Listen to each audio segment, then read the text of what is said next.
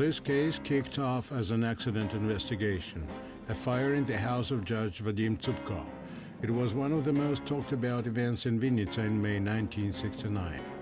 The shouting and glow alarmed the neighbors. The fire claimed lives of the judge and his mother-in-law Valentina Shilova.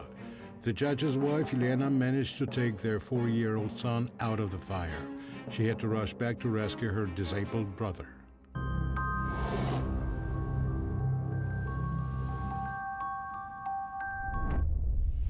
The police arrived at the place of incident, thinking that the job will be done quickly enough. All it takes is to establish the cause of the ignition, most likely reckless use of fire or a short circuit. The first witnesses' testimonies confirmed their original assumptions. One of the neighbors told that Vadim was a chain smoker, holding a cigarette in his hands even when he was going to bed. The day before, their house hosted a celebration. He could have drunk too much and fell asleep with a burning cigarette. The neighbor said that the celebration took place in their backyard. She even ran into a guest by their house, a young man with a bottle of wine and a box of chocolates.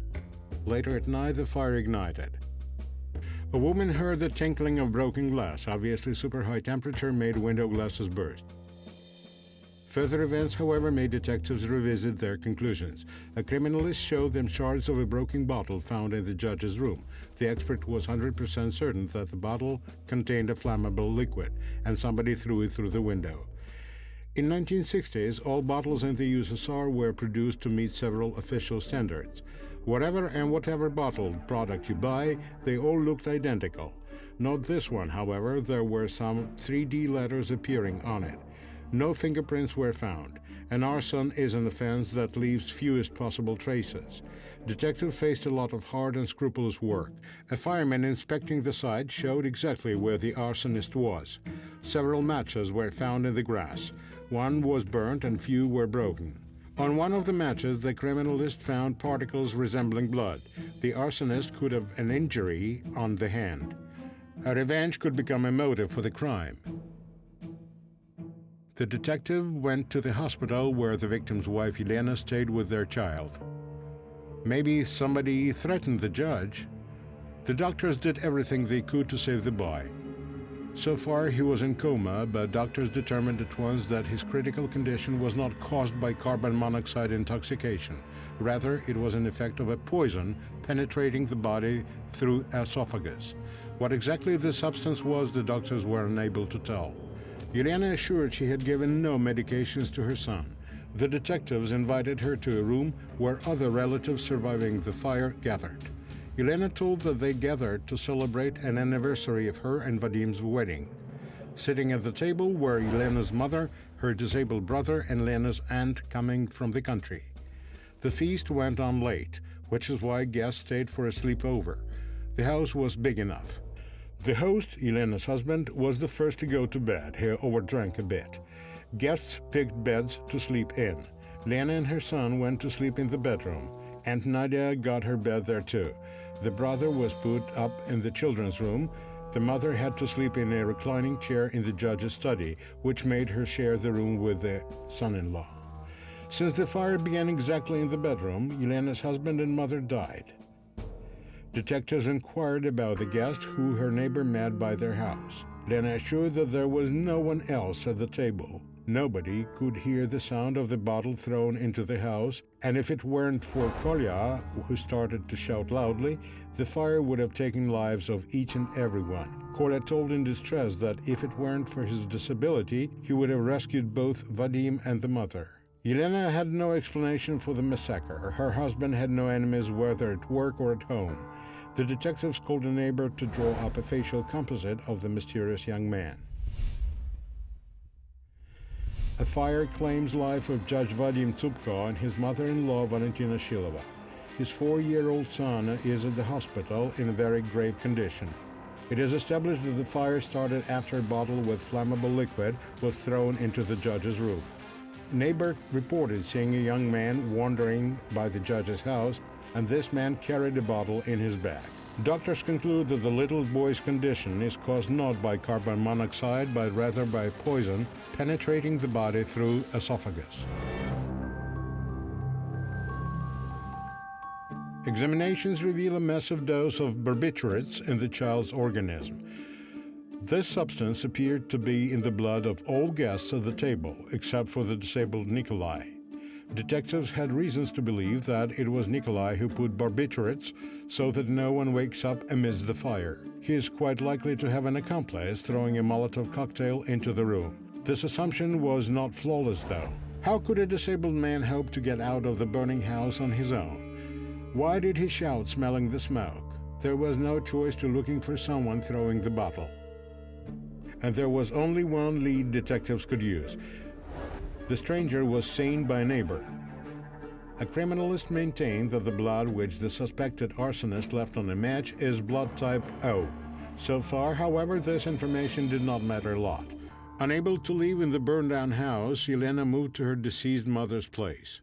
Detectives noticed some mail in mailbox and, in breach of the procedure, opened it and read it. It was an invitation to Valentina to appear before court as a plaintiff in the hearing. The aunt, visiting from the village and staying in the city until the funeral, led them into the house. Discussing the barbiturates, the investigators agreed that the substance was most likely put in cherry juice. Nikolai, who was allergic to cherries, did not drink it. His mother always carefully watched his keeping off cherries. Elena brought a jar of the conserved juice from the basement and a 3-liter jar set in the outdoor kitchen. The detective showed a sketch of the suspicious man seen by the house, but nobody could identify him. Asked about who their mother could sue, Elena and Nikolai were surprised. They were never heard about any proceedings. Another examination of the burned house surfaced new leads. A criminalist analyzed the cherry juice and retrieved fingerprints from the jar. A worn package from the medicine benzobarbital with bloodstains on was found in the trash bin. This preparation could only be bought on prescription, which necessitated looking into who exactly received such a prescription lately. Another imperative was to compare the blood group on the match and on the benzobarbital package. A neurologist of Vnnytsia Polyclinic No. 2, to whom a facial composite was shown, recognized his patient Alexander Liskov. Detectives immediately checked his address to find out that the man lived next to the deceased Valentina Shilova. The court file the detectives found made it clear that Valentina was suing Alexander for his building a veranda with a roof stretching out into her land plot. Could it be that the attempt was on the judge's mother-in-law? The most common medication containing barbiturates was Corvalol. An analog of the German Volocodine went on sale in the late 50s to quickly become a must-have in each first aid kit. The OTC drug was recommended to patients with heart diseases, nerve disorders, sleeping problems. Eventually, other barbiturate-based drugs became available. Their use carried along a risk of addiction. It is known that the General Secretary Brezhnev suffered from sleeping disorders. Best doctors were struggling to cure his insomnia. He could only fall asleep after taking sedatives with most intensive effect. Brezhnev's entourage would explain his blurred speech with his dependence on the most potent sleeping pills. The detective set off to see Alexander Liskov. His younger sister said he was not at home, and the mother was not back from her night shift either. The police decided to stay and wait for the young man. One of the officers noticed cisterns with fuel by the cellar, with some blood on one of them. The suspicion grew, and it could not escape the attention of Alexander, who was hiding in the cellar watching the detective. Unable to withstand the pressure, he jerked to run away. Only a shot of warning could make him stop. Alexander denied the accusations of the arson, nor did he admit leaving barbiturates at the judge's home. His own pills are available to see in his first aid kit.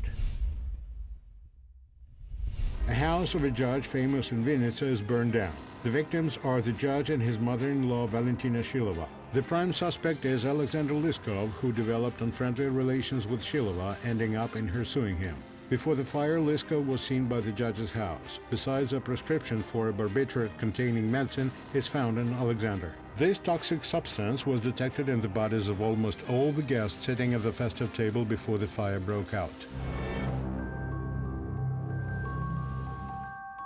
In the course of interrogation, it was established that benzobarbital was missing in the first aid kit. The situation in which the neighbors' feud leads to fires and murders was not unusual. The logic of the crime is clear: to get rid of the annoying neighbor whose complaints are hard to bear with. Alexander admitted he approached the judge's house that evening, but not with the aim of putting the house on fire. On the contrary, he wanted to make up and counted on Elena's help. They have been in good terms since school years. So he took a bottle of brandy and a box of chocolates, but did not have guts to enter. He was really afraid of Lena's husband, the judge, who incited his mother-in-law to suing Alexander. It was the judge's revenge on Lena's former schoolmate, who used to hide her when the judge was getting antsy, which happened rather often. Coming along beaten up with her child in her hands, Lena begged Alexander for shelter. He would harbor them on the second floor of his house. Lena would always return to his tyrant husband, however. After each fight, he begged forgiveness and gave her expensive presents. She did not dare to leave him. Lena's mother invariably took side of her son-in-law. Last time, Valentina found out where her daughter was hiding and came to take her home. She had a very unpleasant conversation with Alexander and made his daughter return to her husband. It was Lena who suggested that Alexander make peace with her husband and mom. Alexander came to the house, saw the arrogant Tsupko, his fawning mother-in-law, and changed his mind. Shaking the hand of the scumbag seemed unacceptable. At the interrogation, a forensic expert reported that the blood group on the cistern, matches and pills is the same. Group O, while Alexander has B type. Thus the suspicion had to be lifted. Alongside that, Elena Tsupko's motive became clearer. She and her son suffered from the judge's tyranny and enjoyed no support whatsoever from her mother. Elena was not at home. She went to the hospital where her son was slowly recovering. Her aunt frankly told that relations in the Vnnytsia's family were quite tense. The detective noticed a wedding photo with a broken glass up on the shelf. It was Lena who broke it on the wedding anniversary. She really lost temper, but the aunt had no idea why. Elena's got enraged seeing a brooch on her aunt's blouse. The woman got this brooch as a gift from her sister. As Lena saw it, she went infuriated. When her mother entered the room holding the wedding picture, Lena seized it from her hands and tossed it on the floor. The aunt asked no questions in order not to upset her niece even further, but Lena still remained frustrated all evening long. The detective asked the aunt to tell Lena to show up at her office. A criminalist managed to collect the shards of the broken bottle that contained Molotov's cocktail. Even though the team could only partially restore the letters on it, it was determined that it was a pharmaceutical bottle made in the late 19th century at one of Kharkiv drugstores. This pharmacy did not exist for decades, but the bottle miraculously survived up until now. This stunning conclusion was reported to investigators. The first question to Lena concerned the brooch that caused her fury. The woman explained that the brooch reminded her of the tragedy of her brother, who became handicapped. It happened when Nikolai was 10 years old. On that day, her mother was dancing in front of a mirror, admiring the brooch her lover had presented. Her younger brother, left unattended, started to climb up a ladder to get to the attic and fell, breaking his spine. The mother blamed Elena for it, and ever since the young woman was living under the pressure of guilt. She even married a man she didn't love just to be able to cover the brother's treatment. Anyway, those were the old grievances, and no matter how her husband and mother bullied her, she would never put the house on fire. In recent years, a herbalist was treating Nikolai, helping reduce pain with all sorts of infusions. The healer the investigators found turned out to be a son of a man who owned a drugstore in Kharkiv before the revolution. He dispensed his preparations in old bottles and always demanded that patients return these bottles when empty. Elena's brother was delivered to the police station. The forensic examination confirmed the identity of blood found on the match, on the cistern, and on the sleeping pills package. Nikolai confessed he hated his mother for her indifference to his condition. She turned down multiple doctors' advice to operate on Nikolai, taking him to incompetent healers instead. Elena's husband obediently paid for all the infusions and ointments. Valentina even enjoyed being pitied, but the boy dreamed of walking. He very much liked their neighbor Anna, Alexander Lyskov's sister, but he knew for sure, as long as his mother is alive, there is no chance for surgery. The day before the incident, he visited Anna Lyskova and deliberately cut his hand. When host brought a first aid kit, he stole barbiturates. By the time when guests arrived for the celebration, he was ready. He added barbiturates into juice, emptied a bottle with infusion, and poured in some kerosene. The mother went to sleep in a reclining chair in the room where the judge slept, and Nikolai thought it was even for the better. When everyone fell asleep, he moved from his bed into a wheelchair, got out of the house and approached the window of the room where his mother and Vadim Tsupko stayed. He was very nervous and it took him a while to strike a match. A wound on his hand opened up again. Anyway, he lit the wick and threw the bottle through the window, returning to bed at once. He was waiting for the fire to flare up before he started shouting and alarming his sister and aunt. Elena could not believe her brother did not stop before exposing her little son to the lethal danger. Despite Nikolai's assurances that he had carefully plotted everything and no danger threatened his sister, the court did not buy those arguments. As a minor, he was sentenced to a relatively moderate punishment, 8 years behind bars, which he served at a special facility for disabled inmates. He never managed to recover from disability, neither at the prison hospital nor upon release.